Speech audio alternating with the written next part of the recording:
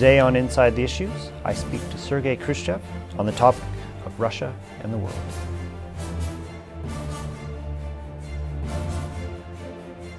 Hello, and welcome to this week's edition of Inside the Issues, a CG Online podcast. My name is Dr. Andrew Thompson. I'm an adjunct assistant professor of political science at the University of Waterloo and program officer at the Balsley School of International Affairs. Every week on the program, we welcome a guest who is an expert in global governance, international public policy, or some other aspect of international affairs. Today, we're joined by Sergei Khrushchev. Mr. Khrushchev is a lecturer of Slavic Studies at Brown University in Providence, Rhode Island. He's also the author of several books and articles on Russia, including many on his father, former Soviet chairman Nikita Khrushchev. Welcome to the program. Thank you. I thought we'd begin by talking about Russian identity, and specifically, how does Russia view itself in the world today in 2013? Russia at this time is not a superpower. I wouldn't think we can say it is a regional power. It's just a big country with the rich natural resources, with their wealth based on the selling these natural resources for the developed world.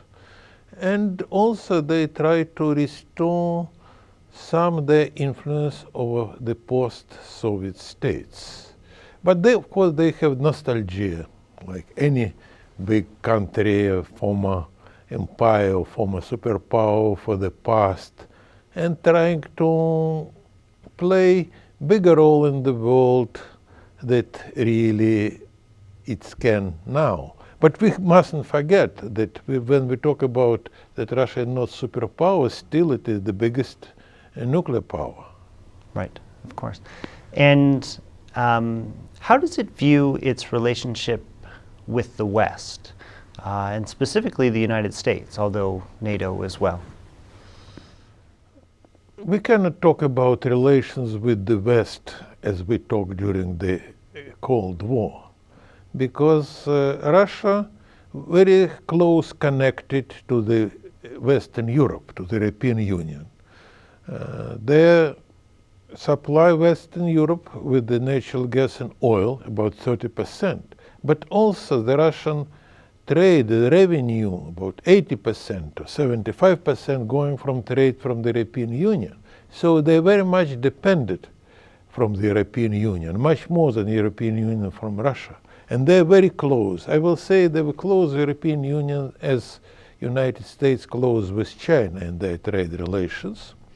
With the United States, the trade with the United States, it is 3 times smaller than Russian trade with Netherlands.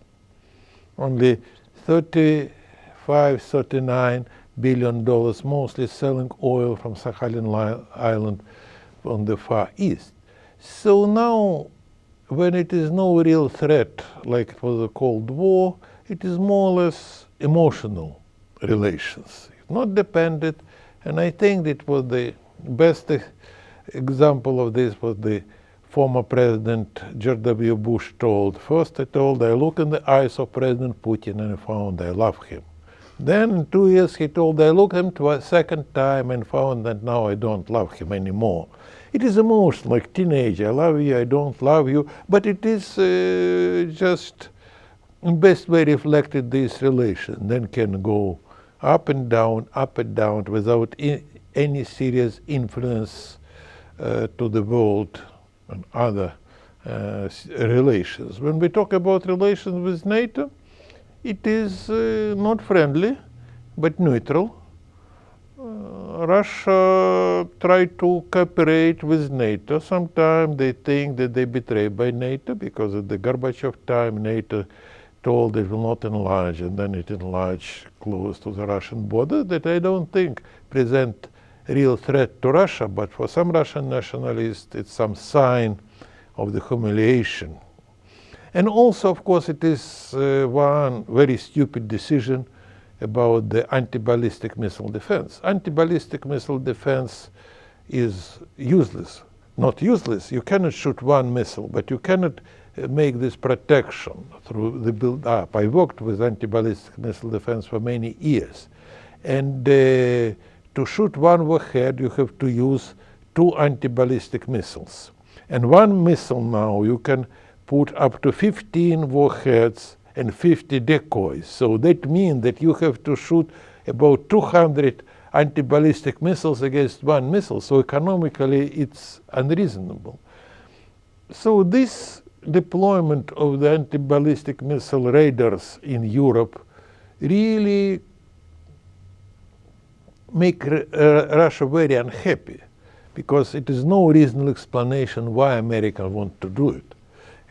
Explanation that they try to protect themselves from some Iranian missiles that not exist, nobody will buy except naive American public.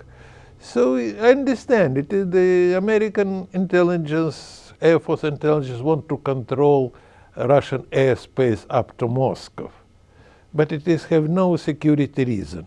And I think but it is making this trust between NATO and Russia very questionable. Sure. And Russia making this step against NATO, deploying some of their missiles. So it is some not very wise game. But I don't think that it will undermine the basic cooperation between Russia and NATO. Wonderful. Great. Thank you very much. We'll be back in a moment with Sergei Khrushchev. You're watching or listening to Inside the Issues, a CG Online podcast. Look for us at cgonline.org, on Facebook, on Twitter, and on YouTube.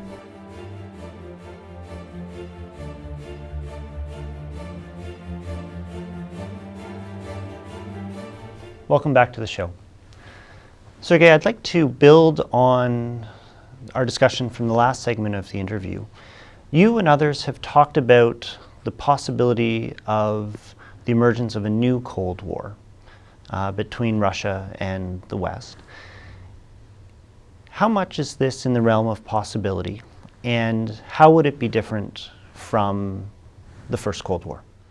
When we talk about the possibility of the Cold War between Russia and the West, it is some group of the people in the West have nostalgia for the Cold War, so they try to pursue this idea. I think that Cold War now went for the history, and it is absolutely impossible, because first of all, Russia not superpower, so it was no such confrontation with the West, who will be most powerful country in this world. Secondary, Cold War, it was the confrontation of the military power that was transition from the real war, First World War, Second World War, to some new order. Now we live in the new period of the competition, and also, we repeat, confrontation, but on the economy. It is we now compete United States versus European Union, even in their friends.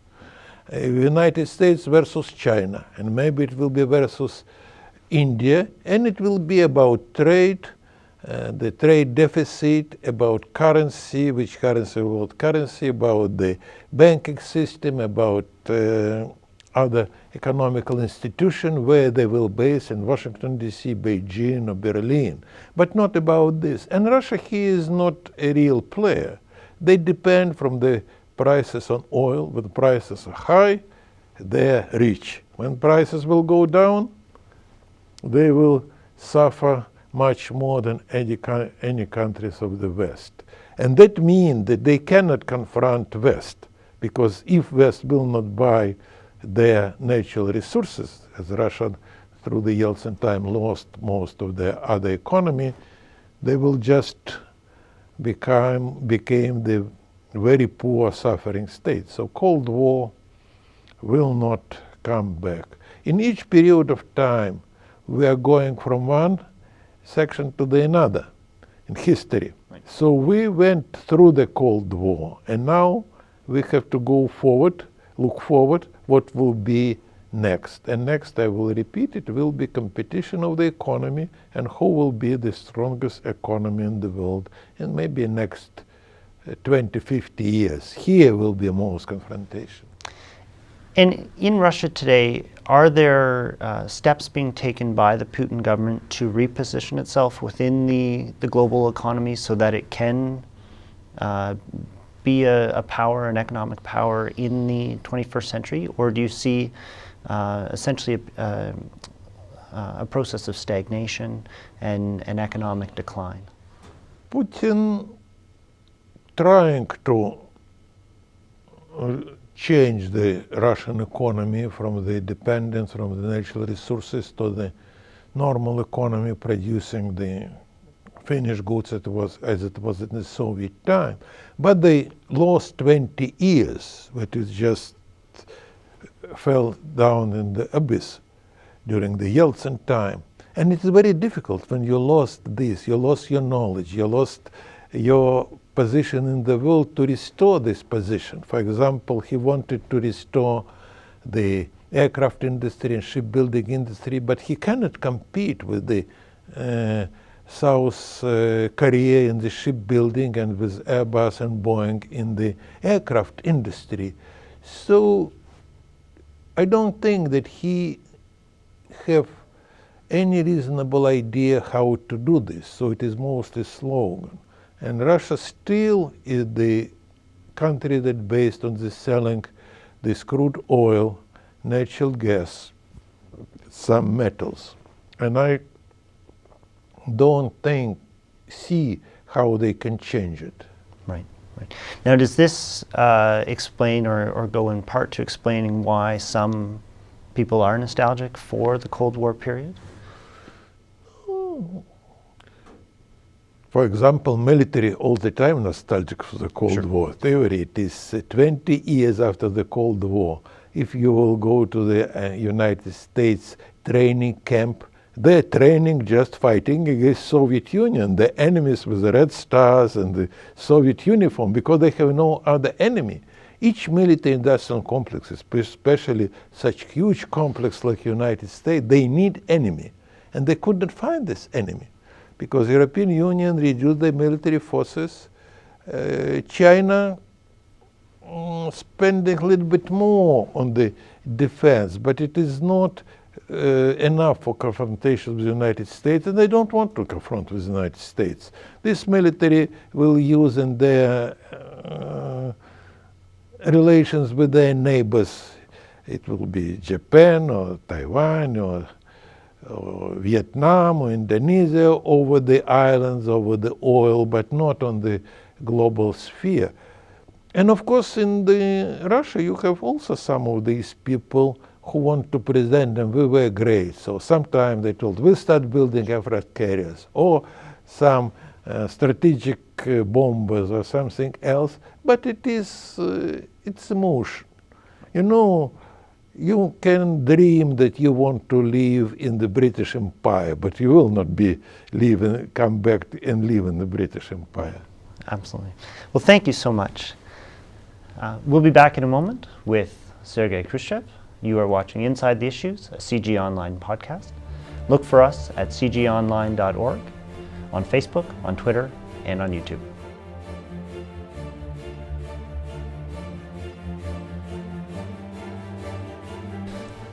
Welcome back to the program.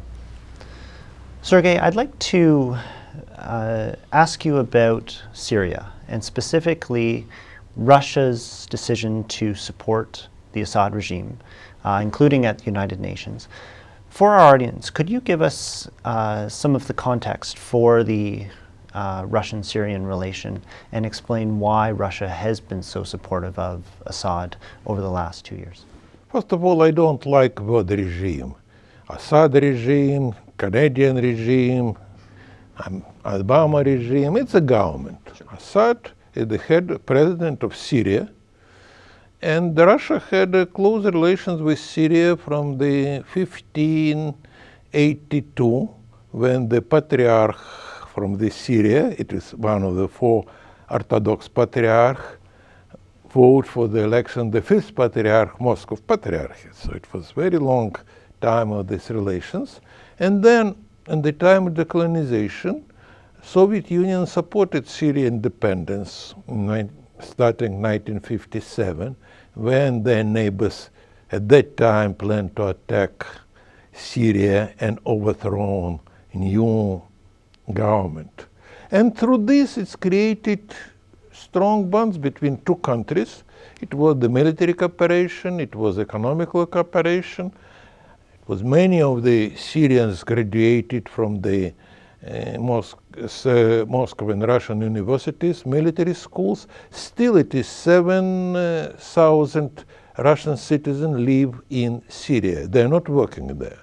They're not diplomats, they're not military, they're members of the family with the children, women. And when the Russians told them, would you want to go back? They told, no, it's our home here.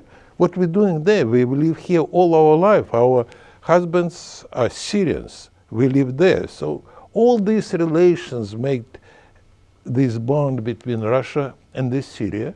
And when we're now looking about the Syria and the West, it is very difficult to understand why Americans want to replace the Assad with somebody else. I just watched on American TV one of the former CIA analysts, and he told, I cannot understand. We lived with Assad for 30 years. Why now we don't like him? And of course, Russians scared about this destabilization on the area.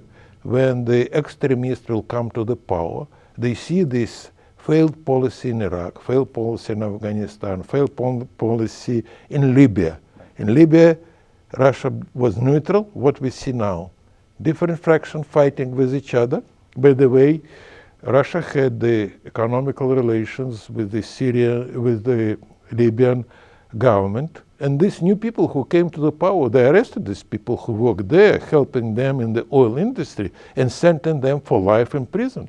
I don't think that they wanted to repeat this in Syria. And in reality, I think we have to look from other direction, not opposite.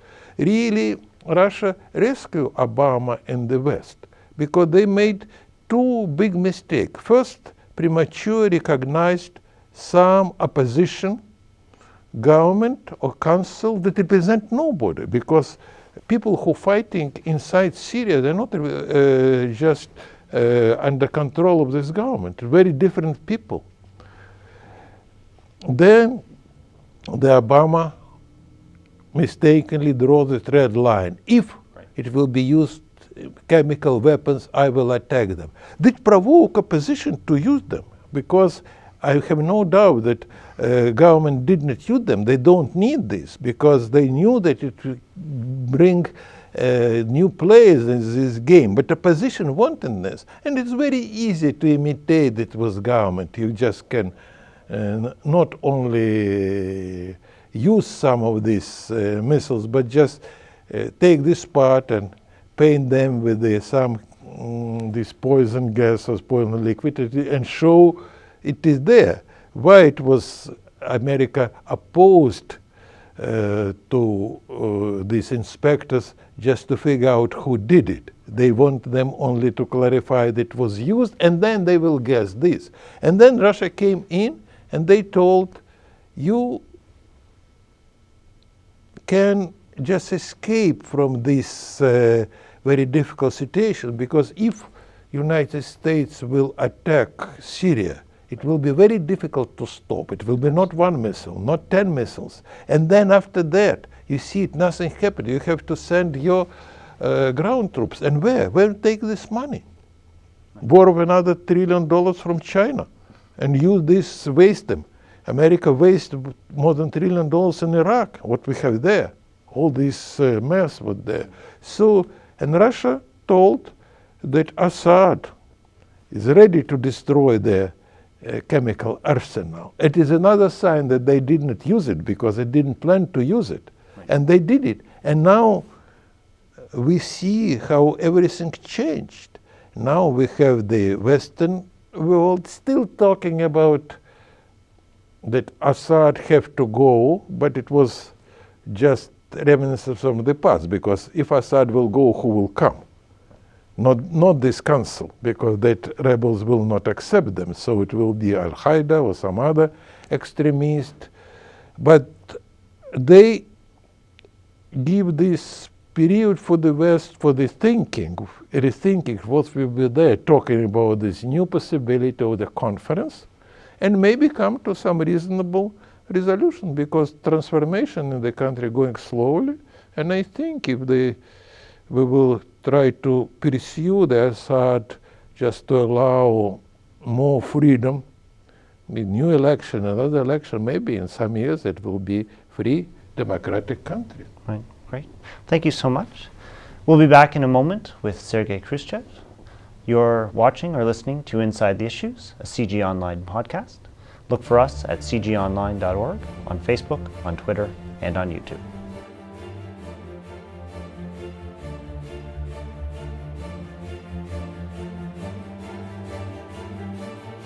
Welcome back to the program. Sergei, I'd like to end the interview by shifting to the domestic scene within Russia. My first question has to do with the Olympics. How important are the Sochi Olympics to Putin and to the Russian people?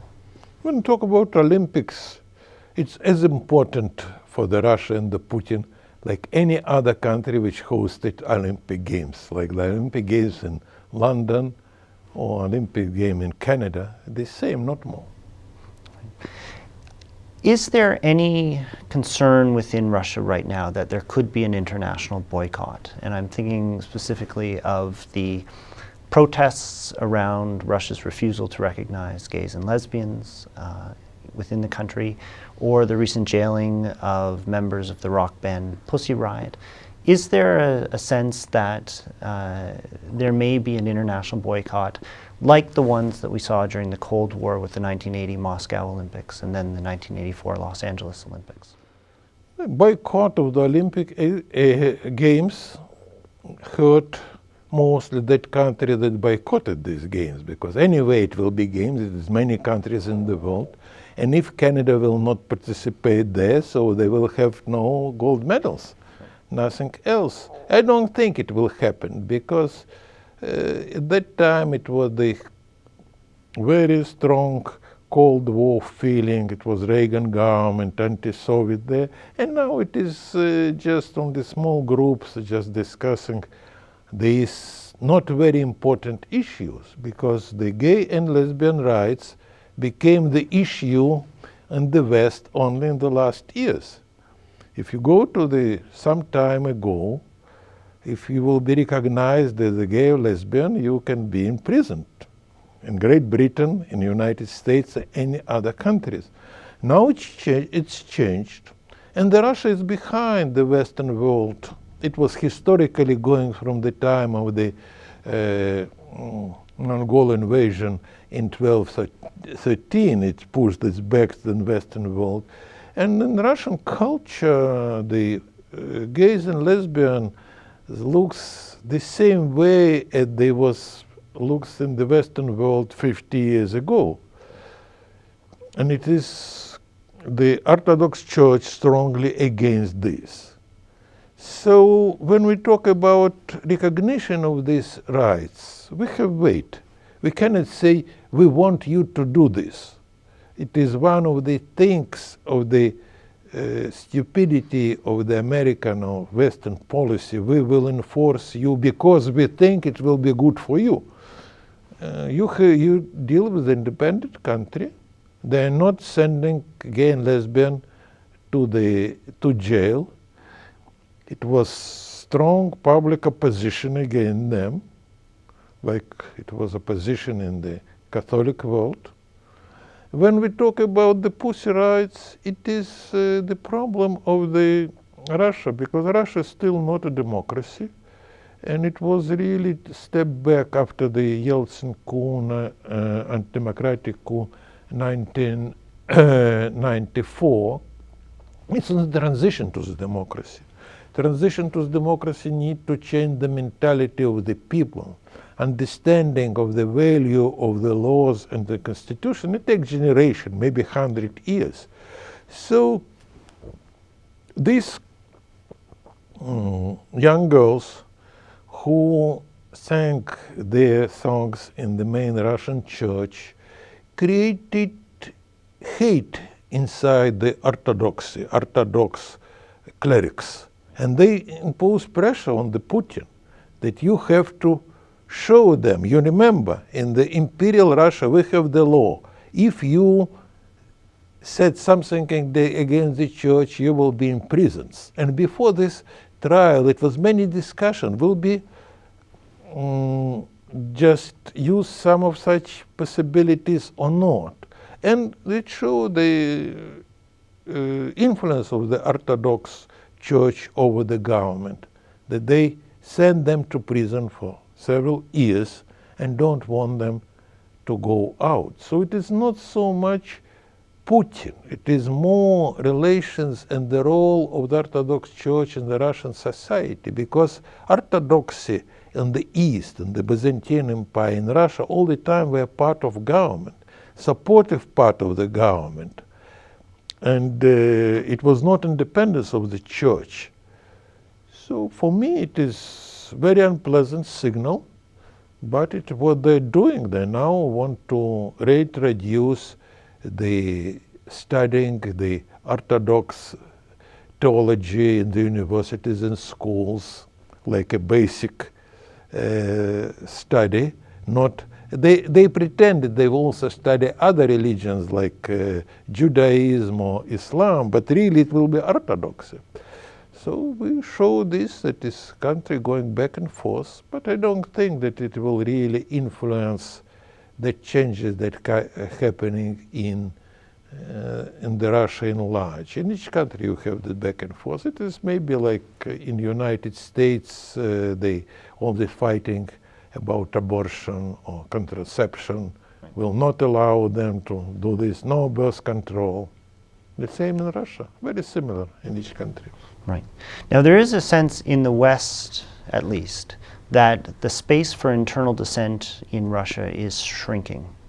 Is that a fair assessment? Yes, because Russia now returned to the one-party system. And one-party system afraid of the dissidents and competition. So they try to push them out. And they told there's no alternative to the Putin, like there was no alternative to the former Soviet leaders. And it is even, can say, not creative, but it's destructive, because it does not allow the new ideas to come there, the new people come there. And historically, Russians all the time was afraid of the dissidents. It was Imperial Russia, it was the Communist Russia, now this Russia, that really shrinking possibility of the reformation of the country, because if one person in the power, he running out of his idea, and as Putin now happening, he was very successful in the first term, and now it is going back to the stagnation. If stagnation, usually followed by revolution. All right. Well, thank you very much. This has been wonderful having you on the show. And thank you to our audience for joining us. Please join us again for another episode of Inside the Issues, a CG Online podcast. Look for us at cgonline.org, on Facebook, on Twitter, and on YouTube.